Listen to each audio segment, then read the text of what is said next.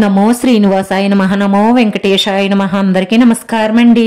ప్రతిరోజు రాశి ఫలితాలు తెలుసుకోవడానికి ఇంకా మన ఛానల్ సబ్స్క్రైబ్ చేసుకోకపోతే ప్లీజ్ సబ్స్క్రైబ్ చేసుకోండి।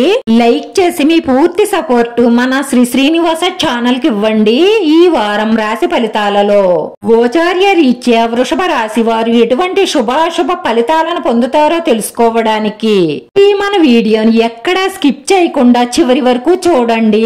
ఈ రోజు ఈ రాశి వారు చాలా విషయాలలో లబ్ధి పొందబోతున్నారు। ఈ రాశి వారు మీకున్న సమస్యలను మర్చిపోయి మీ కుటుంబ సభ్యులతో ఆనందంగా గడుపుతారు।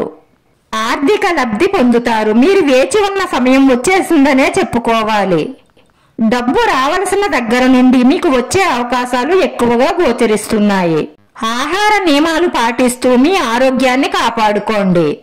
గతంలో ప్రారంభించిన ప్రతి పని కూడా ఈ సమయంలో పూర్తి చెయ్యగలుగుతారు।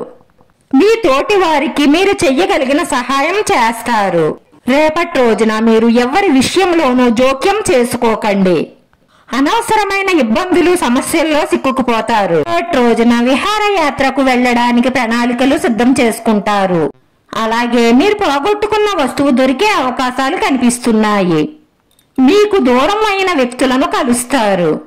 రేపటి రోజున మీ స్నేహితులతో కలిసి చక్కటి సమయాన్ని గడుపుతారు, కాలక్షేపం చేస్తారు। దూర బంధువుల నుంచి శుభకార్య ఆహ్వానాలు అందుకుంటారు। ఈ రాశి వారికి ఉద్యోగంలో ప్రమోషన్లు ఇంప్రూవ్మెంట్లు పెరుగుతాయి।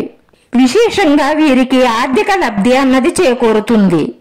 మీ పనితీరులో మెరుగుదల ఉంటుంది, దానివల్ల పేరు ప్రతిష్టలు పెరుగుతాయి। ఈ రాశి వారికి రాబోయే కాలం ఎంతో అద్భుతంగా ఉండబోతుంది। మీ మాట నైపుణ్యం వల్ల మీరు ఏ రంగంలో ఉన్నా సరే విజయం సాధిస్తారు। ప్రతి విషయంలోనూ మీ కుటుంబ మద్దతు పొందుతారు। ఉద్యోగస్తులకు తోటి ఉద్యోగస్తుల సహాయ సహకారాలు అందుతాయి। మీ పై అధికారుల ప్రశంసలు అందుతాయి। విద్యార్థులకు చదువు గురించే కాకుండా వేరే ఆలోచనలు వస్తూ ఉంటాయి। రేపటి రోజున ఈ రాశి వారు మీకుండేటటువంటి ఇబ్బందులను అధిగమించడానికి ఆదిత్య స్తోత్రం పారాయణం చేయడం వల్ల మీ మనసులో ఉన్న మంచి సంకల్పాలన్నీ నెరవేరి మానసిక ప్రశాంతత లభిస్తుంది। వీడియో నచ్చితే లైక్ చేయండి। మీ లైక్ మాకు ఎంతో విలువైంది। మీరు లైక్ చేయడం వల్ల ఈ వీడియో కొంతమందికి చేరుతుంది। నా శ్రీనివాస ఛానల్ ఆదరించండి। అందరికీ ధన్యవాదాలండి। నమో వెంకటేశాయ నమః।